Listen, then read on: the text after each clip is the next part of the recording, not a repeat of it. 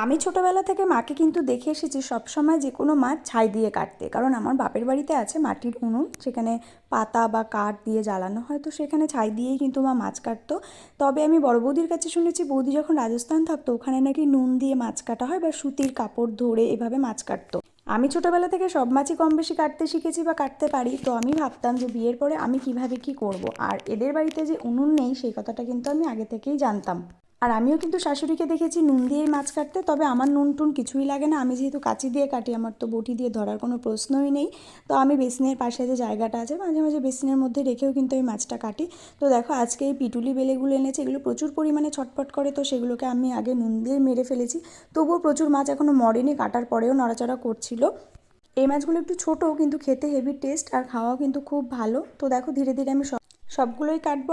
আর এই মাছটা কিন্তু আমি আজকে করেছি উচ্ছে বেগুন আলু দিয়ে, অল্প পরিমাণেই করেছি আর কিছুটা ফ্রিজে রেখে দিয়েছি। তো দেখো তরকারিটা কিন্তু বেশ ভালোই হয়েছে।